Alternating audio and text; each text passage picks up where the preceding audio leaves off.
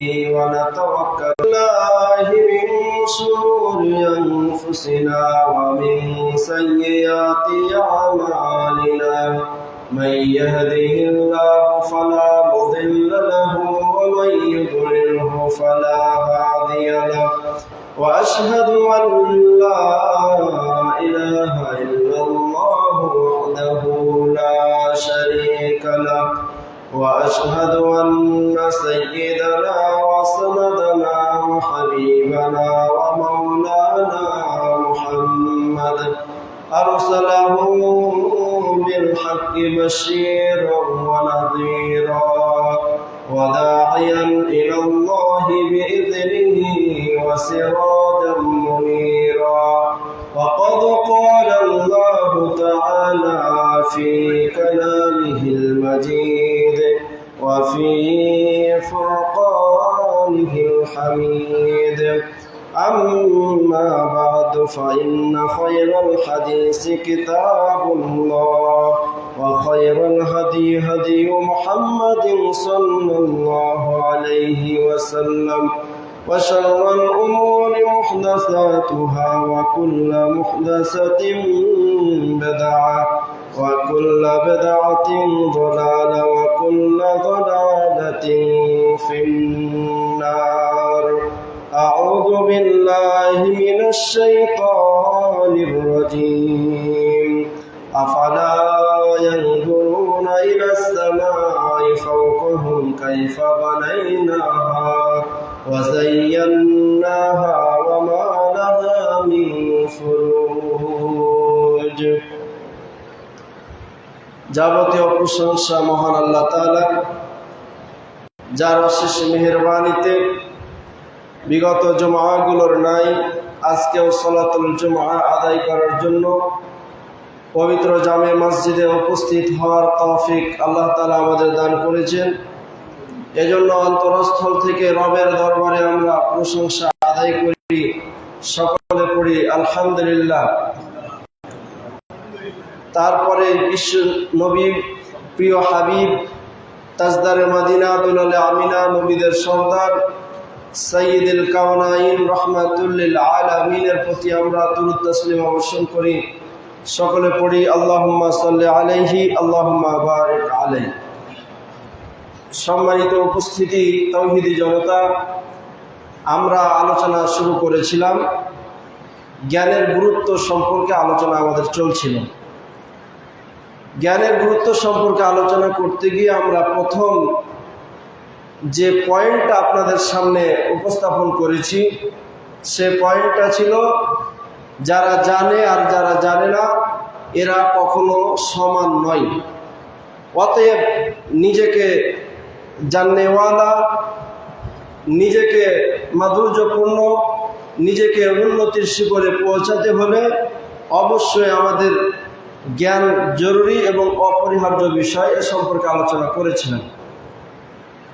আমরা অত্র আয়াতগুলো থেকে আর আলোচনা থেকে আমরা যেটা পয়েন্ট থেকে বুঝতে পেরেছি সেটা হলো যে একটা পশু আর একটা মানুষ, প্রকৃত মানুষ, দুইটার মধ্যে পার্থক্য মূলত জ্ঞান। জ্ঞান যদি থাকে তাহলে সে ব্যক্তি অবশ্যই একজন প্রকৃত মানুষ। পক্ষান্তরে কোনো মানুষের যদি জ্ঞান না থাকে তাহলে সে ব্যক্তি নিঃসন্দেহে পশু, কোনো সন্দেহ নাই। এটা কোরআন স্পষ্ট ভাষায় বলে দিয়েছে। সম্মানিত উপস্থিতি, মুসল্লিন আজম, তাহলে যাবতীয় দৃষ্টান্ত উদাহরণ বোঝার জন্য আমাদের যে জিনিসটা দরকার সেই জিনিসটার নাম হচ্ছে আমাদের অবশ্যই আমাদের মধ্যে থাকতে হবে জ্ঞান। মানুষ তো দুই প্রকার, একটা মানুষ সুরাতান মানুষ, আর একটা হচ্ছে প্রকৃত মানুষ। মানুষের মধ্যে আল্লাহ তাআলা দুইটা গুণ দিয়েছেন, একটা গুণ ফেরেশতার গুণ সমূহ, আর একটা হচ্ছে পশুর গুণ।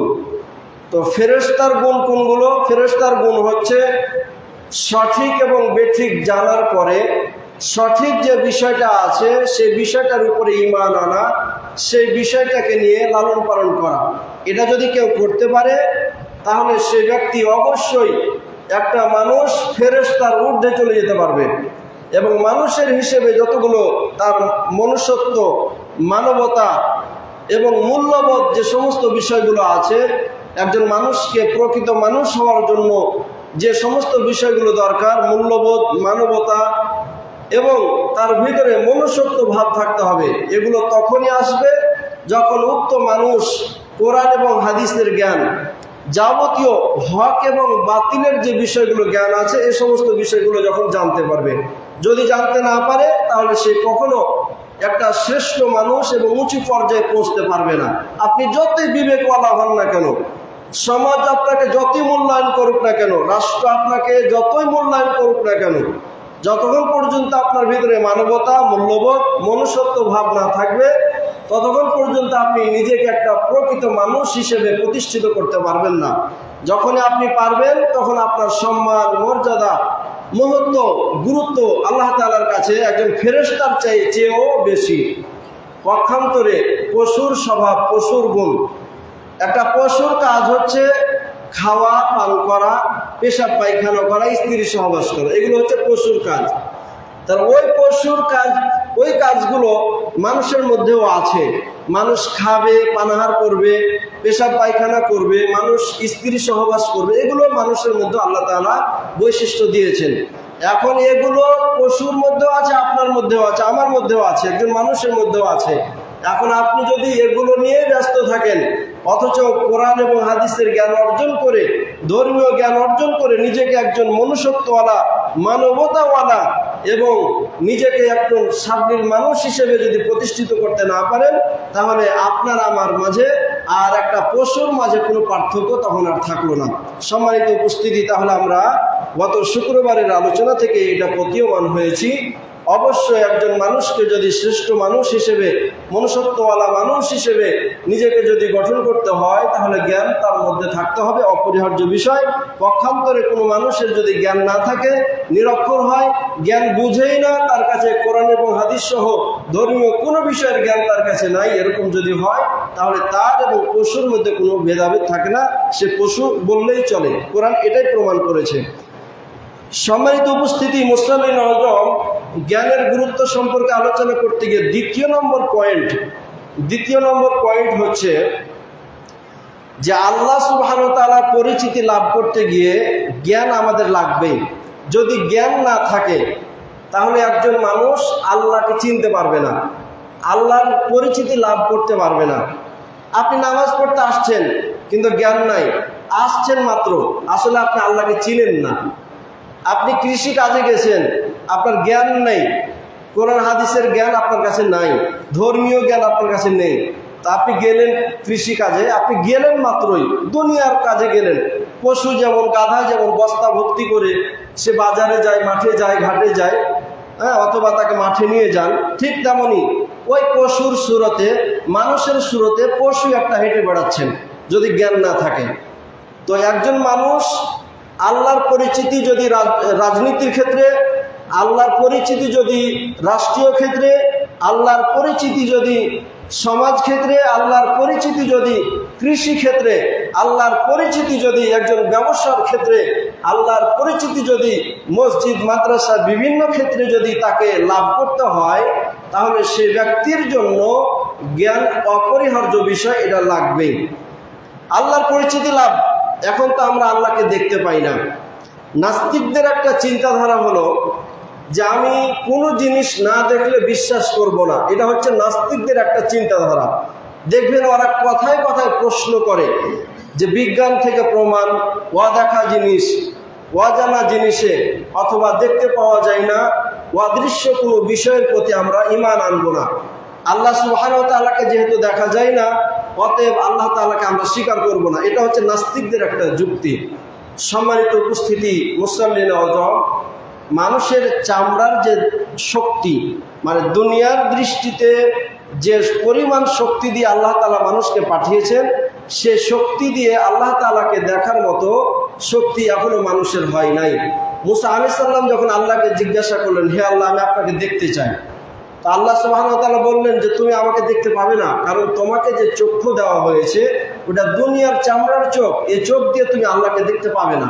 তো মুসা আলাইহিস সালাম একটু জেদি ছিলেন, এটা আমরা ওয়াজের মাধ্যমে জানি।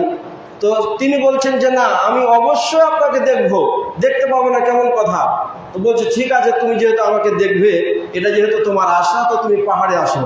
তুর পাহাড়ের উপরে তাকে নিয়ে যাওয়া হলো। নিয়ে যাওয়ার পরে আল্লাহ সুবহানাহু ওয়া তাআলা সূরত নিয়ে তিনি আসেন নাই, ওখান থেকে আরশ আজিম থেকে শুধু নূরের ঝলক, নূরের তাজল্লিটা, মানে আল্লাহ যে আসবেন, আসার আগে দরজা খুললে একটা নূর বের হবে না, তো এই যে নূরটা, নূরের ঝলকটা আসার পরে মুসা আলাইহিস সালাম তৎক্ষণাৎ ওখানে পড়ে গেছে, দাঁড়িয়ে থাকতে, স্থির থাকতে আর পারেন নাই, এবং হুঁশ হারা হয়ে গেছেন। তো হুঁশ হারা হয়ে যাওয়ার পরে, যখন দীর্ঘক্ষণ অতিবাহিত হয়ে যাওয়ার পরে যখন তার হুঁশ ফিরল, হুঁশ ফেরার পরে তখন মুসা আলাইহিস সালাম তখন হার মানতে বাধ্য হলো যে হ্যাঁ, দুনিয়ার দৃষ্টিতে মূলত আল্লাহ তাআলাকে দেখা সম্ভবপর নয়। তো একজন নাস্তিক যদি প্রশ্ন করে আল্লাহকে বা কোন একজন মুমিন বান্দাকে যে তোমরা কিভাবে আল্লাহর প্রতি তোমরা ঈমান আনছো, অথচ আল্লাহকে তো আমরা দেখতে পাই না, তো সেই ব্যক্তির উত্তর দিতে গিয়ে আমাদের সালাফ ওলামায়ে কেরাম এরা প্রশ্নের উত্তর দিয়েছেন। যেমন কিতাবের মধ্যে পাওয়া যায়, ইমাম আবু হানিফা রাহিমাহুল্লাহর একটা লিখিত কিতাবে, তার জীবনী সংক্রান্ত কিতাবের মধ্যে পাওয়া যায় যে হযরতে আবু হানিফা রাহিমাহুল্লাহ যখন তিনি একদিন নাস্তিকের সামনে দিয়ে আসছিলেন, তো ওই নাস্তিক বলছে যে আমি আল্লাহকে মানি না, আমি এক আল্লাহকে মানি না, যেহেতু তাকে আমি দেখতে পাই না। তো এ কথা যখন আবু হানিফা রাহিমাহুল্লাহকে বললেন ওই নাস্তিক, তো ওই নাস্তিকের প্রতি উত্তরে এবার আবু হানিফা রাহিমাহুল্লাহ বললেন যে ঠিক আছে, তোমার সাথে এই নিয়ে আমার একদিন টক বাস হবে, মুজাকারা হবে, আলোচনা হবে। তো এবার এলাকার সব মানুষকে আহ্বান করেছে যে ঠিক আছে আসো, সময় দেওয়া হয়েছে, মনে করেন বেলা 3টার সময়, বিকাল 3টার দিকে তাকে সময় দেওয়া হয়েছে। এখন ওই নাস্তিক এসে উপস্থিত হয়েছে, প্যান্ডেলের উপরে এসে উপস্থিত হয়েছে, কিন্তু আবু হানিফা রাহিমাহুল্লাহ আসতে দেরি করছেন, সে তৎক্ষণাৎ আসছেন না, সময় মতো আসছেন না। তো সময় মতো যখন আসছেন না, তখন ওই নাস্তিক বলছে যে দেখছো, আসলে তোমাদের যে ইমাম, তোমরা যাকে গুরু হিসেবে মানছো, মুন্সি হিসেবে মানছো, তার কিন্তু নিজেরই ঈমান নাই, আল্লাহর প্রতি যে সে ঈমান আনবে সে তার ভরসা নাই, সে উত্তর দিতে পারবে না, সেজন্য আজকে সে আসছে না। এরকম করতে করতে মানুষের ভিতরে একটা অস্থিরতা ভাব সৃষ্টি হয়েছে, আর ওই নাস্তিকের কাছ থেকে বিভিন্ন রকমের একটা উস্কানিমূলক কথা বের হচ্ছে। এমন সময় কিছুক্ষণ সময় অতিবাহিত করার পরে ইমাম আবু হানিফা রাহিমাহুল্লাহ আসলেন।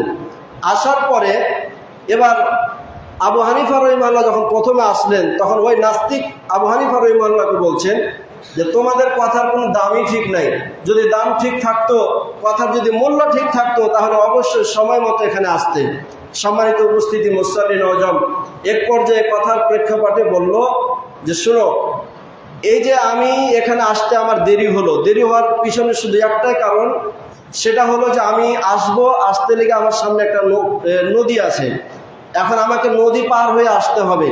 তো নদী পার হয়ে আসতে হলে আমার নৌকার দরকার, কিন্তু সেখানে কোনো নৌকা নেই, কোনো মাঝিও নেই। তো নৌকা নেই, মাঝিও নেই, এমন সময় আমি কিভাবে আসব সে চিন্তা ভাবনা করলাম। তো যাই হোক, হঠাৎ করে একটা গাছ আসলো, গাছ আসার পরে ওই গাছটা নৌকা হয়ে গেল। নৌকা হয়ে যাওয়ার পরে তখন ওই নৌকাতে চড়ে আমি আসলাম। নাস্তিক বলছে হ্যাঁ, এটা তোমার কথা হলো? এভাবে করে বলছে যে এটা তো কোনো কথাই নয়। নৌকা কোনোদিন, গাছ কোনোদিন নৌকা হয় না যদি মিস্ত্রি না থাকে। কথা বুঝতে পারছেন?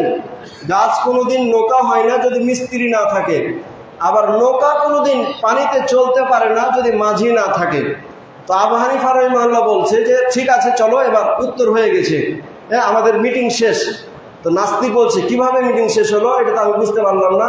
তখন আবু হানিফা রাহিমাহুল্লাহ বলছে যে দেখো, নৌকা গাছ ছাড়া যেমন নৌকা হয় না, মাঝি ছাড়া যেমন নৌকা চালা যায় না, ঠিক তেমনি 7 আসমান 7 জমিন আর আমাকে, আপনাকে আর বাতাস, যাহা কিছু আমরা 2 চক্ষু দিয়ে দেখতে পাচ্ছি, এই সমস্ত কিছু এমনিতেই হয় না, বরং এগুলোকে সৃষ্টি করার জন্য একজন স্রষ্টা আছে। উত্তর শেষ। সম্মানিত উপস্থিতি, মুসল্লি নওজোয়ান, তাহলে আল্লাহকে দেখা যায় না, যুক্তির মাধ্যমে আল্লাহ সুবহানাহু ওয়া তাআলাকে মেনে নিতে হয়। কোরআন এবং হাদিসে একাধিক দলিল, একাধিক প্রমাণ রয়েছে, সে সমস্ত প্রমাণগুলো সামনে নিয়ে এসে আল্লাহ তাআলাকে মেনে নিতে হয়। এক নাস্তিক এক মুমিনকে প্রশ্ন করছে যে ভাই আমি আল্লাহকে মেনে নিতে পারছি না, কারণ অদৃশ্যের প্রতি ঈমান আনা, বিশ্বাস করা এটা আমার জন্য সম্ভবপর নয়। এখন ওই ব্যক্তি যখন এটা করলো, তখন কোনো একটা ওই মুমিন বান্দা হঠাৎ করে তখন তাকে থাপ্পড় মেরে দিয়েছে। যখন তাকে থাপ্পড় মেরেছে, থাপ্পড় মারার পরে তখন বলছে, হ্যাঁ তুমি মারলা কেন আমাকে, এত জোর আমার ব্যথা লেগেছে। তো বলছে তোমাকে ব্যথা লেগেছে? বলছে হ্যাঁ আমাকে ব্যথা লেগেছে। এখন বলছে কই ব্যথা দেখাও দেখি, আমি তো দেখতে পাচ্ছি না। তো তাকে বলছে তুমি যেমন ব্যথা দেখতে পাচ্ছ না, স্বীকার করছো যে ব্যথা আছে, লেগেছে, ঠিক তেমনি আসমান এবং জমিনের মালিক এক আল্লাহ আছে, তিনি সৃষ্টি করেছেন, তিনি আছেন, এটা আমার বিশ্বাস। এটা হচ্ছে মুমিন বান্দার কথা। সম্মানিত উপস্থিতি, যেটা বলতে চাচ্ছিলাম, এই যে উদাহরণগুলো বোঝার জন্য আমাদের জ্ঞানের দরকার। আপনি জ্ঞান অর্জন করলেন না, কোরআন এবং হাদিসের জ্ঞান অর্জন করলেন না, ধর্মীয় জ্ঞান অর্জন করলেন না, অথবা ফালসাফা যুক্তিবিদ্যা আপনি জ্ঞান অর্জন করলেন না, তাহলে এক আল্লাহকে আপনি কিভাবে প্রমাণ করবেন? আপনি যে মুমিন বান্দা, জান্নাত, জাহান্নাম, ফেরেশতা, বাতাস আর পরকাল, হাসরের ময়দান, এগুলো তো দেখতে পাওয়া যায় না, তাহলে আপনি কিভাবে প্রমাণ করবেন? একজন ব্যক্তির কাছে কোরআন নিয়ে যাবেন, ও তো বলবে কোরআন তো আল্লাহর কথা নয়, অস্বীকার করবে। তাহলে আল্লাহর কথা অস্বীকার করবে, সে সরাসরি দেখতে চাইবে, যুক্তির নিরিখে দেখতে চাইবে, আপনি কিভাবে উত্তর দিবেন? তাহলে ওই উত্তর প্রদান করতে গেলে অবশ্যই আমাদের জ্ঞান দরকার। জ্ঞান অপরিহার্য বিষয়, এটা লাগবেই। যদি না থাকে তাহলে তৎক্ষণাৎ যে কোনো সময়, যে কোনো মুহূর্তে শয়তানের মাধ্যম দিয়ে, শয়তান মানুষের নাস্তিকের মাধ্যম দিয়ে আপনার আমার ঈমানকে হরণ করে নেবে, আপনার আমার ধর্মকে লুটিয়ে নেবে, আপনার আমার ধর্মকে নিঃশেষ এবং ধ্বংস করে দিবে। সম্মানিত উপস্থিতি, মুসলিম আজম, এবার আসি আমাদের মূল কথায়, যে আল্লাহ সুবহানাহু ওয়া তাআলার যতগুলো নিদর্শন রয়েছে, আল্লাহকে পরিচিতি লাভ করা, মানে আল্লাহর পরিচিতি পাওয়ার জন্য আমাদের যে সমস্ত আল্লাহ তাআলা আমাদের জন্য যে সমস্ত আসমানের নিদর্শন, জমিনের নিদর্শন, সমুদ্রের নিদর্শন, মাঠে ঘাটে নিদর্শন, মানুষের দেহের মধ্যে নিদর্শন রেখেছেন, যতগুলো চিহ্ন রেখেছেন, এই সমস্ত বিষয়গুলো নিয়ে আল্লাহ সুবহানাহু ওয়া তাআলাকে নিয়ে গবেষণা করতে হবে। এগুলো গবেষণা করলেই মূলত আমরা আল্লাহকে দেখতে পাবো। আমাদের দাঁতগুলো নিয়ে গবেষণা করেন, আমাদের মাথা নিয়ে গবেষণা করেন, আমাদের হাতগুলো, আঙ্গুল নিয়ে গবেষণা করেন। আপনি কৃষি কাজ করছেন, আপনি যান মাঠে ঘাটে যান, কৃষক কৃষি কাজ নিয়ে গবেষণা করেন। আপনি গবেষণা, একজন রাজা যদি হয়, তাহলে শাসক, রাষ্ট্রের প্রেসিডেন্ট, প্রধানমন্ত্রী যদি হয়, তাহলে সে সেখানে থেকে যদি আল্লাহকে গবেষণা করে যে হায় রে, 18 কোটি মানুষের আমি অবস্থা নিয়ে আমি এত হিমশিম খাচ্ছি, আমার চালার জন্য খুব কঠিন হয়ে যাচ্ছে, তাহলে আল্লাহ সুবহানাহু ওয়া তাআলা আসমান জমিন সৃষ্টি করলেন, সারা পৃথিবীতে 850 কোটি মানুষকে আল্লাহ তাআলা চালাচ্ছেন, তাহলে তিনি কোন মহান এবং কত সর্বশ্রেষ্ঠ প্রভু। এগুলো চিন্তা ভাবনা করলে আপনি তখন আল্লাহ তাআলাকে পরিচিতি লাভ করতে পারবেন। সরাসরি আল্লাহকে দেখতে পাবেন না, দুনিয়ার চোখে আল্লাহকে দেখার মতো শক্তি আল্লাহ সুবহানাহু ওয়া তাআলা কাউকে দেন নাই। এজন্য আল্লাহ সুবহানাহু ওয়া তাআলা বলছেন, সানুরিহিম আয়াতিনা ফিল আফাকি ওয়া ফি আনফুসিহিম হাত্তা ইয়াতাবায়্যানা লাহুম আন্নাহুল হাক্কু আওয়ালাম ইয়াকফি বিরাব্বিকা আন্নাহু আলা কুল্লি শাইইন শাহীদ। সূরা হামিম সাজদা 53 নম্বর আয়াতে আল্লাহ সুবহানাহু ওয়া তাআলা ঘোষণা করে বলছেন, সানুরিহিম, অতি শীঘ্রই, অচিরেই আমি এ সমস্ত নাস্তিকদেরকে, যারা আল্লাহকে মানতে চায় না, যারা আল্লাহকে অস্বীকার করে, পরকালকে যারা অস্বীকার করে, এই সমস্ত মানুষদেরকে আমি আমার নিদর্শনাবলী দেখাবো। ফিল আফাকি, আফাক বলা হয় বিশ্ব জগতে, আফাক বলা হয় বিশ্ব জগৎ, উফুক বলা হয় যেটা আমাদের প্রান্তকাল, অর্থাৎ আসমানের যে ফাঁকা জায়গাগুলো রয়েছে, এই সমস্ত বিষয়গুলো হচ্ছে আফাক। ওয়াফি আনফুসিহিম, শুধু বিশ্ব জগতে নয়, বরং তোমাদের মধ্যে যে নফস আছে, মানুষ, আমি তোমাদের মধ্যে যে নিদর্শনাগুলো রেখেছি, এ সমস্ত নিদর্শনাবলীগুলোকে আমি তোমাদেরকে দেখাবো। হাত্তা ইয়াতাবায়্যানা, যাতে করে স্পষ্ট হয়ে যায়, লাহুম, তোমাদের কাছে, তাদের কাছে, আন্নাহুল হাক্কু, যে আল্লাহ সুবহানাহু ওয়া তাআলা সত্য, কোরআন সত্য, জান্নাত সত্য এবং পরকাল সত্য, এই সমস্ত বিষয়গুলো সঠিক, এবং আমি আল্লাহর কাছে তোমাদেরকে অবশ্যই ফিরে আসতে হবে। আমি এক আল্লাহ আছি, আমার কাছ থেকে নাজিলকৃত এই কোরআনুল কারীম সত্যবাণী, এটা যেন তোমাদের কাছে স্পষ্ট হয়ে যায়। আওয়ালাম ইয়াকফি বিরাব্বিকা আন্নাহু আলা কুল্লি শাইইন শাহীদ, আল্লাহ সুবহানাহু ওয়া তাআলা কি যথেষ্ট নয়? হে মুহাম্মদ, আল্লাহ সুবহানাহু ওয়া তাআলা মুহাম্মদ সাল্লাল্লাহু আলাইহি ওয়াসাল্লাম বলছে, আওয়ালাম আওয়ালাম ইয়াকফি বিরাব্বিকা, হে মুহাম্মদ সাল্লাল্লাহু আলাইহি ওয়াসাল্লাম, তোমার কাছে কি তোমার রব কি যথেষ্ট নয়? আন্নাহু আলা কুল্লি শাইইন শাহীদ, যে নিশ্চয় আল্লাহ সুবহানাহু ওয়া তাআলা সমস্ত কিছু বিষয়ের উপরে তিনি সক্ষম, তিনি উপস্থিত এবং তিনি সাক্ষ্যদাতা। সম্মানিত উপস্থিতি, মুসল্লিন আযম, আল্লাহ সুবহানাহু ওয়া তাআলা একাধিক নিদর্শন আসমানের উপরে রেখেছেন। আল্লাহ বলছে, আল্লাহুল্লাযী রাফা'আস সামাওয়াতি বিগাইরি আমাদিন তারাউনাহা। আল্লাহ সুবহানাহু ওয়া তাআলা বলছেন যে তিনি এমন সত্তা যে আল্লাহ তাআলা এই আসমানকে উঁচু করে রেখেছেন বিআমাদিন, খুঁটি ছাড়াই। তাহলে আপনি চিন্তা করেন, একটা মানুষ কোনোদিনই পারবে না, একটা মানুষ কোনোদিন মাধ্যম ছাড়া কোনো একটা বস্তুকে আটকে রাখতে। হয়তোবা চুম্বকের মাধ্যমে অথবা বিভিন্ন রকমের উপকরণ যেগুলো মানুষের গবেষণায় বের করেছেন, এই সমস্ত গবেষণাগুলো দিয়ে হয়তোবা রাখতে পারেন, কিন্তু তাও তো মাধ্যম, মানে আল্লাহর সৃষ্টি, চুম্বক হোক অথবা কোনো আকর্ষণীয় বিষয় হোক, এই সমস্ত বিষয়গুলো দিয়ে হয়তোবা আটকে রাখতে পারে, কিন্তু মাধ্যম ছাড়া কোনো পৃথিবীর সৃষ্টি, মানুষ সহ যতগুলো সৃষ্টি আছে, কোনো সৃষ্টির ক্ষমতা নেই যে একটা বস্তুকে একদম শূন্যের উপরে একটা বস্তুকে ভাসিয়ে রাখতে পারে। সম্মানিত উপস্থিতি, মুসলিম আযম, আল্লাহ সুবহানাহু ওয়া তাআলা বলছেন, আমি আল্লাহ তাআলা এমন সত্তা যে আল্লাহ তাআলা এই সাত আসমানকে শূন্যের উপরে ভাসিয়ে রেখেছি। বলেন, তাহলে আল্লাহ যে শূন্যের উপরে ভাসিয়ে রাখলেন, এটা কি চিন্তার বিষয় নয়? কথা বলেন। অবশ্যই এটা চিন্তার বিষয়, আপনাকে চিন্তা করতে হবে। এটা কি নিয়ে চিন্তা করবেন? যারা চিন্তা করে তারাই করছে। চিন্তা ভাবনা করে এখান থেকে বিশাল বিশাল আল্লাহর নিদর্শনগুলোকে গবেষণা করে তারা এই সমস্ত বিষয়গুলো আল্লাহর পরিচিতি লাভ করতে পারছে। সম্মানিত উপস্থিতি, মুসলিম আযম, আল্লাহ সুবহানাহু ওয়া তাআলা বলছেন, আফালা ইয়ানজুরুনা ইলাস সামাই ফাওকাহুম কাইফা বানাইনাহা ওয়া যায়্যানাহা ওয়া মা লাহা মিন ফুরুজ। আফালা ইয়ানজুরুনা ইলাস সামা, হে মানুষ সকল, মানুষেরা কি লক্ষ্য করে না আসমানের দিকে? ইলাস সামাই ফাওকাহুম, তাদের উপরে যে আসমানকে আল্লাহ সুবহানাহু ওয়া তাআলা সৃষ্টি করে রেখেছেন। কাইফা বানাইনাহা, ওই আসমানকে কিভাবে সৃষ্টি করলাম। ওয়া যায়্যানাহা, আর এই আসমানকে সৃষ্টি করার পরে আমি সুসজ্জিত করেছি আলো বাতি দ্বারা, সূর্য দ্বারা, চন্দ্র দ্বারা এবং তারকারাজি নক্ষত্র দ্বারা। আমি আল্লাহ সুবহানাহু ওয়া তাআলা এই আসমানকে সাজিয়ে রেখেছি। কিভাবে রেখেছি? এ সমস্ত বিষয়গুলোকে নিয়ে তারা কি চিন্তা ভাবনা করে না? ওয়া মা লাহা মিন ফুরুজ, আর এমন নিখুঁতভাবে আমি আল্লাহ তাআলা আসমানকে সৃষ্টি করেছি, এই নিখুঁত আসমানের মধ্যে কোনো প্রকারের ফাটল নেই, কোনো প্রকারের নির্ভেজাল, কোনো প্রকারের ভেজাল নেই। সম্মানিত উপস্থিতি, মুসলিম আযম, আমাদের ছাদ তৈরি করলে দেখবেন ফাটল ধরে যায়, বা বিল্ডিং তৈরি করছে ফাটল ধরে যায়, অথবা ওয়াল তৈরি টাইলসগুলো বসাচ্ছে, দেখতে পাচ্ছেন আমরাই ভুল ধরছি, মানে আমরাই আমাদের মিস্ত্রিদের ভুল ধরতে পারছি। সম্মানিত উপস্থিতি, আল্লাহ সুবহানাহু ওয়া তাআলা বলছে, ওমা লাহা মিন ফুরুজ, আমি আল্লাহ সুবহানাহু ওয়া তাআলা আসমানকে সৃষ্টি করেছি। আসমানকে সৃষ্টি করার পরে একে আমি সুসজ্জিত করে দিয়েছি আলো দ্বারা, প্রদীপ দ্বারা, বাতি দ্বারা, চন্দ্র, সূর্য, তারকা, নক্ষত্র রাজি দ্বারা আমি আল্লাহ সুবহানাহু ওয়া তাআলা এগুলোকে সাজিয়ে দিয়েছি। তোমরা বিন্দু মাত্র ভুল আমি আল্লাহ তাআলা সৃষ্টির মধ্যে বিন্দু মাত্র ভুল ধরতে পারবে না। তার এটা কি গবেষণা করার বিষয় না? এটা অবশ্যই গবেষণা করার বিষয় যে আল্লাহ কোন সত্তা, তিনি কেমন ক্ষমতাশীল, তিনি কিভাবে নিখুঁতভাবে তিনি সৃষ্টি করেছেন। এই গবেষণা করলে ওখানে আল্লাহকে খুঁজে পাবেন। এই গবেষণা করার জন্য আমাদের জ্ঞানের দরকার। জ্ঞানহীন মানুষ কখনো গবেষণা করতে পারে না। ওই যে পশু খাওয়া দাওয়া করে, পেশাব পায়খানা করে আর মিলামিশা করে, এভাবে করে তার জীবন শেষ। আপনিও যদি শুধু এভাবেই করে জীবন পার করেন, তাহলে আপনার আমার মাঝে আর পশুর মাঝে কোনো ভেদাভেদ থাকলো না। এই জন্য আল্লাহ বলছেন, তোমরা তোমাদের আকাশের উপরে দেখো, ওই আসমানকে আমি কিভাবে নিখুঁতভাবে সৃষ্টি করেছি, অথবা ওই আসমানকে আমি সুসজ্জিত করে দিয়েছি।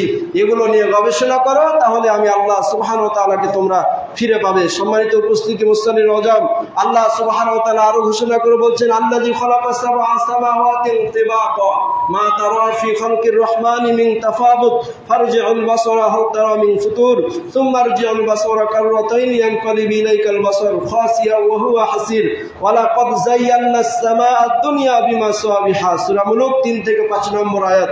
আল্লাহ বলছেন, তিনি এমন মহান সত্তা যে আল্লাহ তাআলা সাত আসমানকে স্তরে স্তরে সৃষ্টি করেছেন। মা তারা ফি খালকির রহমানি মিন তাফাবুত, হে মুহাম্মদ সাল্লাল্লাহু আলাইহি ওয়াসাল্লাম, তুমি আসমানের দিকে দেখো। মানে আল্লাহ রাসূলকে বলার মাধ্যমে সকল নাস্তিক মানুষদেরকে জানিয়ে দিচ্ছেন, মানুষদেরকে বলছেন, তোমরা আল্লাহর সৃষ্টির মধ্যে ভেজাল ঢোকাতে চাচ্ছ, আল্লাহকে মেনে নিতে চাচ্ছ না, তাহলে হে মানুষ সকল, তোমরা তোমাদের দৃষ্টিকে আসমানের দিকে দেখো। মা তারা ফি খালকির রহমান, রহমানের সৃষ্টির দিকে দেখো, আসমানের দিকে দেখো, জমিনের দিকে দেখো, খাবারের দিকে দেখো। মানুষ ডিম তৈরি করছে, ভালো করে বুঝবেন, মানুষ ডিম তৈরি করছে, ডিমের মধ্যে ভেজাল থাকছে না? কথা বলেন। মানুষ চাউল তৈরি করছে প্লাস্টিকের মাধ্যমে, ভেজাল থাকছে না? তাহলে আল্লাহ পদার্থ যেগুলো চাউল, কোনো ভেজাল আছে? মানুষ যতক্ষণ পর্যন্ত দুনিয়ার স্বার্থ অর্জনে যতক্ষণ পর্যন্ত ভেজাল না দিচ্ছে ততক্ষণ পর্যন্ত ওই আল্লাহ তাআলার প্রিয় জিনিসটা প্রিয় হয়েই থাকছে। সম্মানিত উপস্থিতি মুসলিম নজম, সরকার থেকে নির্ধারণ করেছে প্রত্যেক প্রাইমারিতে মানে খাবার প্রদান করা হবে, কেক, কলা, পাউরুটি খাবার দেওয়া হবে। নামশঙ্করবাটি গত কালকের খবর, বুঝতে পারছেন? সেখানে প্রাইমারি লেভেলে ছাত্রদেরকে খাবার দিয়েছে, পাউরুটি মানে নর্মাল খাবার, ওখানে ভেজাল যুক্ত খাবার দিয়েছে। খাবার দেওয়ার পরে ও স্কুলে যতগুলো ছাত্রছাত্রী ছিল সকল ছাত্রছাত্রী যারা ভক্ষণ করেছে তাদের সকলের পেট ব্যথা শুরু হয়ে গেছে, চিকিৎসা নিচ্ছে। গত কালকের কথা ভাই, এগুলো মানুষের সৃষ্টি। পাউরুটি কে বানায়, আল্লাহ না মানুষ? কথা বলেন, মানুষ বানায়। তাহলে মানুষের সৃষ্টিতে অবশ্যই ভেজাল আছে, কিন্তু আল্লাহর সৃষ্টিতে কি নাই? ভেজাল নেই। মানুষ দুনিয়াবি অর্জন করার জন্য লবণে ভেজাল দিচ্ছে, চিনিতে ভেজাল দিচ্ছে, গুড়ে ভেজাল দিচ্ছে। এই সমস্ত বিষয়গুলো মানুষ দুনিয়ার স্বার্থ অর্জন করার জন্য দিচ্ছে। দুনিয়ার স্বার্থ অর্জন করার জন্য যখন দিবে তখন অবশ্যই মানব জীবনে একটা কোলাহল অবস্থা, অশান্তকর একটা অবস্থা আমাদের ফিরে আসবে। কিন্তু আল্লাহ প্রদত্ত যে সমস্ত বিষয়গুলো, ওগুলোকে যদি গবেষণা করে হুবহুব সেটাকে যদি ভক্ষণ করার চেষ্টা করে তাহলে দেখবেন কোনো প্রকারের ভেজাল নেই। সম্মানিত উপস্থিতি, আসমান থেকে যখন খাবার নাজিল হচ্ছিল, হয়তোবা ঘটনা শুনেছেন কি না, সূরা বাকারার মধ্যে এসেছে যে মুসা আলাইহিস সালামের যারা বংশধর ছিল অর্থাৎ বনি ইসরাইল, তাদেরকে আসমান থেকে খাবার দিচ্ছিল। তখন কোনো প্রকারের ভেজাল ছিল না, জান্নাতি খাবার আসমান থেকে মান্না ওয়া সালওয়া নাজিল হচ্ছিল। ওগুলো খেয়ে মানুষের মধ্যে একটা অশান্তিকর ভাব হলো যে আমরা আর এগুলো খেতে পারছি না। তো মুসা আলাইহিস সালামকে বললেন যে হে মুসা, আপনি আমাদের জন্য আল্লাহর কাছে দোয়া করেন যে এই খাবারগুলো বাদ দিয়ে যেন দুনিয়াবি কোনো খাবার আমাদেরকে দান করেন। তখন মুসা আলাইহিস সালাম বললেন যে আমি আল্লাহর কাছে তোমাদের এই চাওয়া থেকে আমি কি করছি, মুক্ত চাচ্ছি, পানাহ চাচ্ছি, যে আল্লাহ সুবহানাহু ওয়া তাআলা জান্নাত থেকে পুত পবিত্র খাবার নাজিল করছেন, সে পুত পবিত্র খাবার তোমাদের পছন্দ হয় না, বরং তোমাদের তৈরি করা দুনিয়াবি খাবার, যেমন হলদি বলেন, পেঁয়াজ বলেন, রসুন বলেন, ধান বলেন, চাউল বলেন, এগুলো দুনিয়ার তৈরি করা খাবার তোমরা খাবা।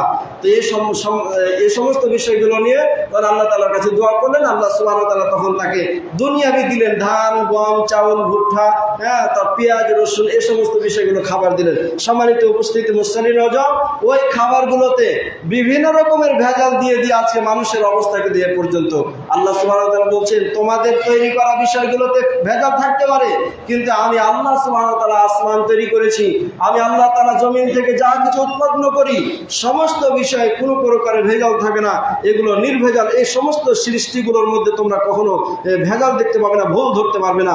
ফারজিআল বাসরা হাল তারা মিন ফুতুর সুম্মারজিল বাসরা, শুধু একবার নয়, কাররাতাইনি, তুমি বারবার করে দৃষ্টি ফিরাও। আল্লাহর যত সৃষ্টি আছে, আসমান আছে, জমিন আছে, আর যাহা কিছু আছে সমস্ত সৃষ্টির মধ্যে তুমি দৃষ্টি ফিরাও, তুমি তোমার চোখকে বুলাও। ইয়ানকালিবু ইলাইকাল বাসারু খাসিআন ওয়া হাসির, তোমার ওই দৃষ্টিটা নম্র, ভদ্র এবং ক্লান্ত শ্রান্ত অবস্থায় তোমার কাছে ফিরে আসবে, তাও ভালো, কিন্তু তোমার এই চক্ষু কখনো আল্লাহ সুবহানাহু ওয়া তাআলার ভুল ধরতে পারবে না। সম্মানিত উপস্থিতি মুসলিম নওজোয়ান, আল্লাহ বলছে ওয়ালাকাদ যায়্যানাস সামাআদ দুনিয়া বিমাসাবিহা, আমি আল্লাহ সুবহানাহু ওয়া তাআলা এই আসমানকে সুসজ্জিত করে দিয়েছি বাতি এবং তারকা নক্ষত্র রাজি দ্বারা। তাহলে এই আয়াত থেকে আমরা প্রতীয়মান হলাম যে আল্লাহ সুবহানাহু ওয়া তাআলা যতগুলো নিয়ামত, যতগুলো যাহা কিছু সৃষ্টি করেছেন, যতগুলো নিদর্শন সৃষ্টি করেছেন, আসমানে হোক, জমিনে হোক, মাঠে হোক, ঘাটে হোক, আপনার শরীরের মধ্যে হোক, সর্ব অঙ্গনে এই সমস্ত সৃষ্টিগুলো আমাদেরকে নিয়ে গবেষণা করতে হবে, জ্ঞান দিয়ে আমাদের গবেষণা করতে হবে, জ্ঞান অর্জন করতে হবে। এই জ্ঞান দিয়ে আমাদের ওই সমস্ত সৃষ্টিগুলোকে যখন আমরা গবেষণা করব, তখনই আমরা আমাদের সকল সৃষ্টির মধ্যে আমরা যে সমস্ত বিষয়গুলো দেখতে পাচ্ছি, এগুলোর মধ্যে মূলত আমরা আমাদের প্রভু আল্লাহ সুবহানাহু ওয়া তাআলাকে আমরা দেখতে পাবো। সম্মানিত উপস্থিতি মুসলিম নওজোয়ান, আল্লাহ সুবহানাহু ওয়া তাআলা আরো ঘোষণা করে বলছে ওয়াসসামাই যাতিল বুরুজ, এই রাশি চক্র বিশিষ্ট সে আসমানের কসম। সূরা বুরুজ 1 নম্বর আয়াত আল্লাহ সুবহানাহু ওয়া তাআলা বলছেন যে ওই আসমানের কসম যে আসমানে রাশি চক্র বিশিষ্ট অর্থাৎ পথ রয়েছে। সম্মানিত উপস্থিত, বুরুজ শব্দের অর্থ হচ্ছে রাস্তা। মুফাসসিরিন ইকরাম বিভিন্ন ব্যাখ্যা করেছেন। কেউ কেউ বলেন যে বুরুজ শব্দের অর্থ হচ্ছে বিশাল বিশাল নক্ষত্র।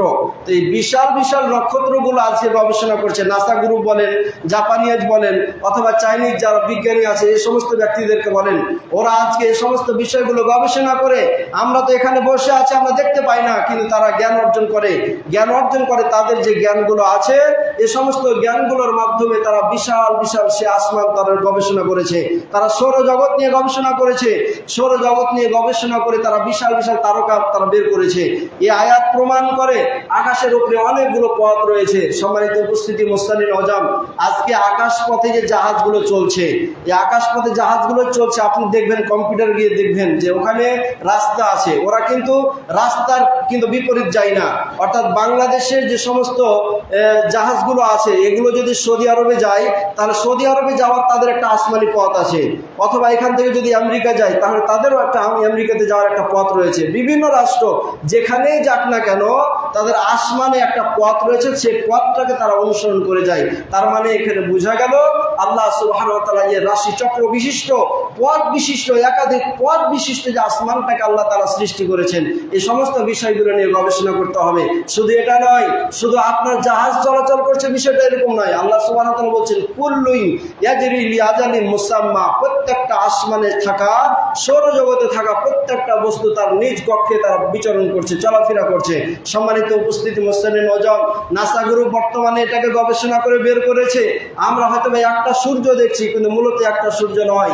এই সূর্যের মধ্যে প্রায় 8টা থেকে 9টা অথবা 11টা গ্রহ রয়েছে, যেমন পৃথিবী, নেপচুন, ইউরেনাস, শুক্র, বৃহস্পতি, মঙ্গল, বুধ, এরকম করে প্রায় 11টা মতো উপগ্রহ রয়েছে। সমস্ত গ্রহগুলো সূর্যের মধ্যে আছে।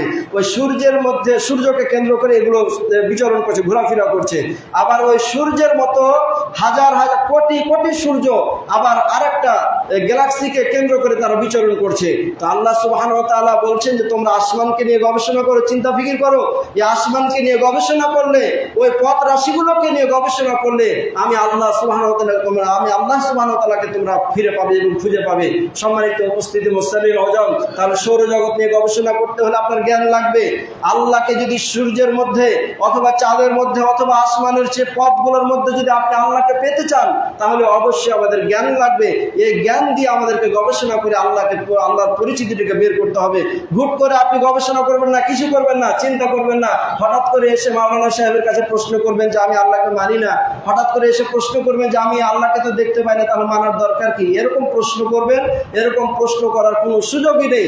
আপনাকে অবশ্যই আগে জ্ঞান অর্জন করতে হবে। জ্ঞান অর্জন করার পরে ওই জ্ঞান দিয়ে আপনাকে সৌরজগৎ, আপনাকে সূর্যের অবস্থা, আসমানের অবস্থা এবং জমিনের অবস্থা, এই সমস্ত বিষয়গুলো নিয়ে আপনাকে গবেষণা করতে হবে। সম্মানিত উপস্থিতি, মুসলিম নওজব, আল্লাহ সুবহানাহু ওয়া তাআলা আরো ঘোষণা করে বলছেন ওয়াহুয়াল্লাযী জাআলা লাকুমুন নুজুমা লিতাহতাদু বিহা ফি যুলুমাতিল বাররি ওয়াল বাহরি। আল্লাহ সুবহানাহু ওয়া তাআলা বলছেন হুয়াল্লাযী, তিনি এমন সত্তা যে আল্লাহ সুবহানাহু ওয়া তাআলা তোমাদের জন্য সেই তারকা রাজি সৃষ্টি করেছে, নক্ষত্র। নুজুম এটা নাজমুনের বহুবচন। নাজমুন শব্দের অর্থ হচ্ছে তারকা। এটা এক একটা তারকা নয়, এটা এমন একটা বহুবচন শব্দ যে 10-এর অধিক থেকে নিয়ে হাজার হাজার কোটি কোটি হতে পারে। 10-এর অধিক যত সংখ্যা রয়েছে, অথবা সংখ্যা নাও থাকতে পারে, মানুষের সে গবেষণাতে অতগুলো সংখ্যা হয়তো ধরছে না, এরকমটাও হতে পারে। অর্থাৎ অগণিত, অসংখ্য এবং গণনাহীন ভাবে আল্লাহ সুবহানাহু ওয়া তাআলা তারকা আসমানে সৃষ্টি করে রেখেছেন।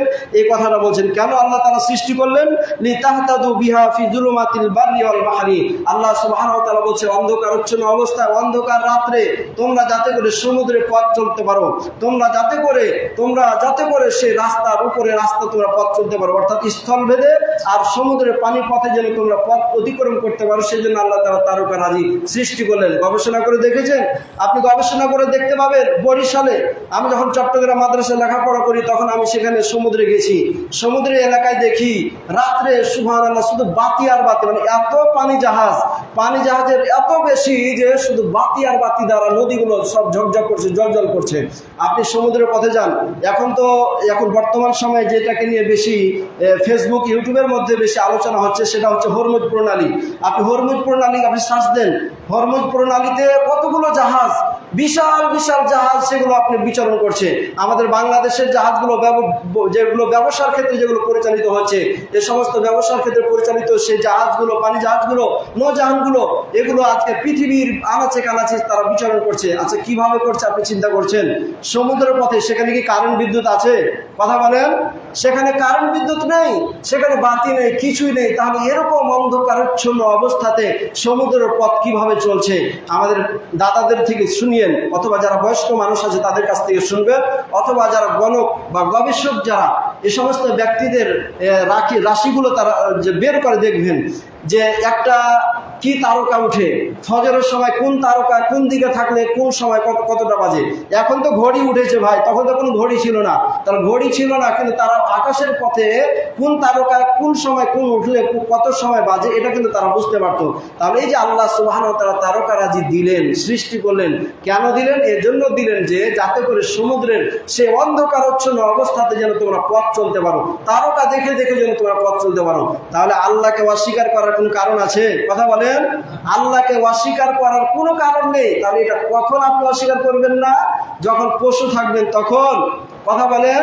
পশু খাবে দাবে ঘুমাবে স্ত্রী সহবাস করবে জীবন পার করে দেবে এরকম, নাকি মানুষ হিসেবে আপনাকে যেগুলো চিন্তা করার কথা বলেছেন, যেগুলো গবেষণা করার কথা বলেছেন, যে সমস্ত নিদর্শনাবলী সমুদ্র পথে, যে সমস্ত নিদর্শনাবলী আসমান পথে, যে সমস্ত নিদর্শনাবলী আপনাকে জমিনে আল্লাহ তাআলা ছড়িয়ে ছিটিয়ে দিয়েছেন, এই নিদর্শনগুলো গবেষণা করলে আল্লাহকে পাওয়া যাবে। কথা বলেন। অবশ্যই এই সমস্ত নিদর্শনাবলী গবেষণা করলে আল্লাহ সুবহানাহু ওয়া তাআলাকে পাওয়া যাবে। এই কথা কোরআন স্পষ্টভাবে বলে দিচ্ছেন। আল্লাহ বলছেন ওয়াকাদ ফাসসালনাল আয়াতি, আল্লাহ বলছেন আমি অবশ্যই অবশ্যই এই সমস্ত নিদর্শনাবলীকে ফাসসালনা তাফসীর করে দিয়েছি, ব্যাখ্যা করে দিয়েছি, বিশ্লেষণ করে দিয়েছি, কোনো প্রকারের ভেজাল রাখিনি। কোনো মানুষ যদি চিন্তা ভাবনা করে তাহলে অবশ্যই নিদর্শনাবলীর মধ্যে আমি আল্লাহ তাআলাকে খুঁজে পাবে। সম্মানিত উপস্থিতি, কাদের জন্য? লিকাউমি ইয়ালামুন। ইয়ালামুনা জমুজাকার গায়বের সিগারেট আরবি ব্যাকরণের কথা। এই কথাটা আসছে আল ইলমু থেকে, আর আল ইলমু শব্দটা আরবি, এর বাংলা অর্থ হচ্ছে জ্ঞান। তাহলে জ্ঞান, কথা বুঝতে পারছেন?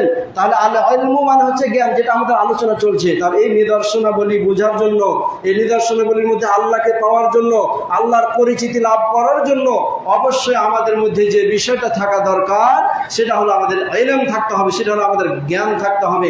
সৌরজগৎ সম্পর্কে জ্ঞান থাকতে হবে, সমাজ বিজ্ঞান সম্পর্কে জ্ঞান থাকতে হবে, রাষ্ট্রবিজ্ঞান সম্পর্কে জ্ঞান থাকতে হবে, কৃষি বিজ্ঞান সম্পর্কে জ্ঞান থাকতে হবে, এবং কোরআন এবং হাদিস ধর্মীয় বিষয় বুঝতে হলে আমাদেরকে অবশ্যই কোরআন হাদিসের জ্ঞান থাকতে হবে। তাহলেই আমরা বিশদভাবে স্পেশালভাবে আল্লাহ সুবহানাহু ওয়া তাআলার পরিচিতি আমরা লাভ করতে পারবো। অর্থাৎ এক কথায় আমি বলতে চাচ্ছি, আল্লাহর পরিচিতি লাভ করতে হলে আল্লাহর নিদর্শন নিয়ে গবেষণা করতে হবে, আর আল্লাহর নিদর্শন নিয়ে গবেষণা করে আল্লাহকে পেতে হলে অবশ্যই আমাদের জ্ঞান লাগবে। জ্ঞান অপরিহার্য বিষয়, থাকাই লাগবে। সম্মানিত উপস্থিতি, মুসল্লি নওজোয়ান, আল্লাহ সুবহানাহু ওয়া তাআলা আরো একাধিক আয়াত দিয়ে প্রমাণ করছেন। তার কয়েকটি আয়াত পাঠ করে আমার কথা শেষ করব। আল্লাহ সুবহানাহু ওয়া তাআলা বলছেন, কুল আরাআইতুম ইন আসবাহা মাআকুম গাওরান ফামা ইয়াতিকুম বিমাইন মাইন।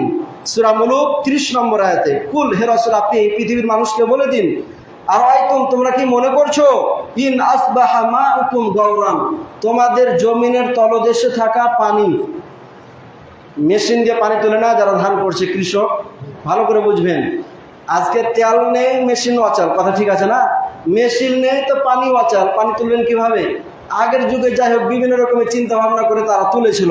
আল্লাহ বলছেন, কুল আরাআইতুম ইন আসবাহা মাআকুম, তোমরা কি মনে করো যে তোমাদের তলদেশে থাকা ওই পানিগুলোকে যদি নিয়ে চলে যাওয়া হয়, তলদেশে নিয়ে চলে যাওয়া হয়, নিয়ে যেতে যেতে যেতে যেতে যেতে যেতে কত, হাদিসের মধ্যে আসছে 7 তবক জমিন।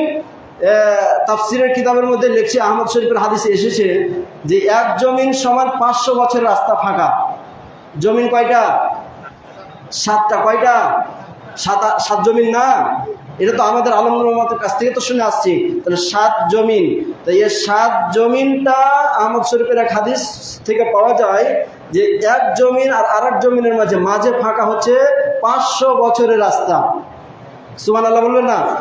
তাহলে অনুরূপভাবে আর একটা জমিন 500 বছর, আর একটা জমিন 500 বছর, কত? 3500 বছর। কত? মানে 3500, 3500 না? তাহলে 3500 বছরের পথ চলা ওই তলদেশে যদি পানিকে নিয়ে চলে যায়, চায়না কোথায়, জাপান কোথায়, আর নাসা গ্রুপ কোথায়, আর আমেরিকা কোথায়? পৃথিবীর কোনো মায়ের বেটার ক্ষমতা আছে পানি নিয়ে আসতে পারে? কথা বলেন। আল্লাহ কথাই বলছে ফামাইয়াতিকুম বিমাইন মাইন, এমন কোন শক্তি আছে ওই তলদেশে চলে যাও পানিটাকে নিয়ে আসতে পারে? কারেন্ট নাই, মেশিন আছে, তেল আছে, অহংকার করছে যে আমি আমার পানি দেখে নিব, এরকম হচ্ছে না? হে কৃষক, আপনাদেরকে বলছি, আপনাদেরই কথা এখানে বলছে। তাহলে আল্লাহর এই নিদর্শন, পানিটা আসছে, আপনি কি একবার গবেষণা করেছেন মেশিন চালু করে যে আপনার ফসল ভর্তি করা যে পানি কোথা থেকে আসছে, একবার কি গবেষণা করেছেন? গবেষণা করতে হবে ভাই। গবেষণা করলে আপনার কৃষি কাজেও কাকে পাবেন? আল্লাহকে খুঁজে পাবেন। সম্মানিত উপস্থিতি, মুসলিম নওজোয়ান, এভাবে করে অনেক নিয়ামত আল্লাহ সুবহানাহু ওয়া তাআলা নিদর্শন জমিনে, আসমানে এবং সর্বক্ষেত্রে ছড়িয়ে ছিটিয়ে রেখেছেন। এগুলো গবেষণা করলে আমরা আল্লাহ তাআলাকে পাবো। আর এই গবেষণা করার জন্য যে জিনিসটা দরকার সেটার নাম হচ্ছে জ্ঞান। লাগবেই, অবশ্যই জ্ঞান লাগবে। জ্ঞানহীন মানুষ পশু সমতুল্য। পশু আর জ্ঞানহীন মানুষের মধ্যে কোনো পার্থক্য নেই। আপনি হইতে পারেন 3.5 হাত সুরাতান মানুষ হতে পারেন, কিন্তু জ্ঞান নাই বলে আপনাকে অবশ্যই কোরআন বলছে, ইতিহাস বলছে, সাহিত্য বলছে আপনি পশু। আপনার এবং জ্ঞানহীন মানুষের পশু হওয়া আর ছাগল গরু পশু হওয়ার মধ্যে কোনো ভেদাভেদ, কোনো পার্থক্য নেই। এই সমস্ত বিষয়গুলো নিয়ে আমরা অবশ্যই চিন্তা করব। আল্লাহ তাআলা আমাদের সকলকে বুঝার তৌফিক দান করি বলে আল্লাহুম্মা আমিন। আর একটি আয়াত বলে আমি খুতবা শেষ করব ইনশাআল্লাহ, বিতৌফিকি ইল্লা বিল্লাহ। আল্লাহ সুবহানাহু ওয়া তাআলা বলছে ওয়াফি আনফুসিকুম আফালা তুবসিরুন। এখন তো আসমান গবেষণা করলে, এখন তো জমিন গবেষণা করলে, এখন তো সমুদ্র নিয়ে গবেষণা করলে, একবার গবেষণা করে দেখো তোমার নিজের দিকে। একবার গবেষণা করো তোমার ওয়াফি আনফুসিকুম আফালা তুবসিরুন।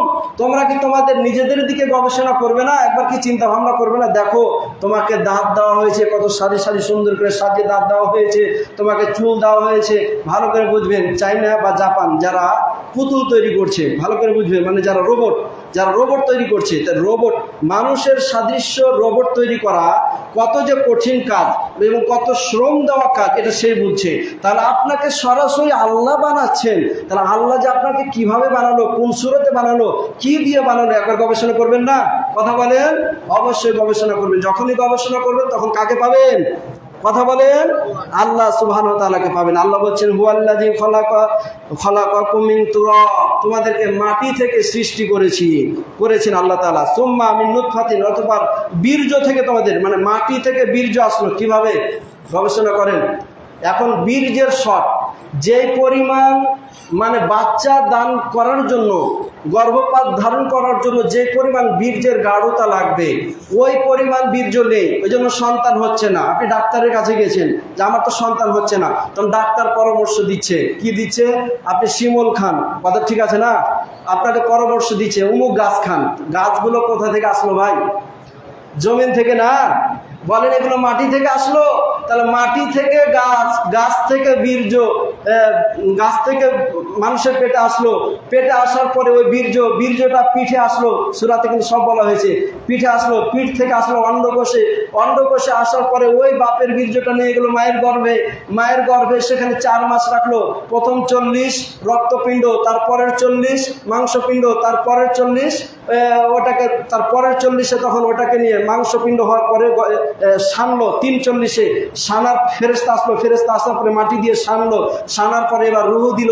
রুহ দেওয়ার পরে দীর্ঘ 10 মাস 10 দিন অথবা 9 মাস বা 8 মাস আপনার মায়ের গর্ভে আপনাকে রাখার পরে সেই ছোট্ট একটা সুড়ঙ্গ স্থান দিয়ে আপনাকে পৃথিবীর বুকে আল্লাহ তাআলা নিয়ে আসলো। এগুলো নিদর্শন না? কথা বলেন। অবশ্যই এগুলো নিদর্শন, এগুলো গবেষণা করার বিষয়। প্রত্যেকটা কথা কোরআনে আছে। এই সমস্ত বিষয়গুলো নিয়ে যখন আপনি গবেষণা করবেন, আমি আর আয়াত শেষ পর্যন্ত পড়ছি না, তবে বলার উদ্দেশ্য যেটা সেটা অবশ্যই বলা হয়ে গেছে, আপনারাও বুঝতে পেরেছেন। তো যাই হোক, যেটা বলছিলেন যে প্রত্যেকটা বিষয়ে আপনাকে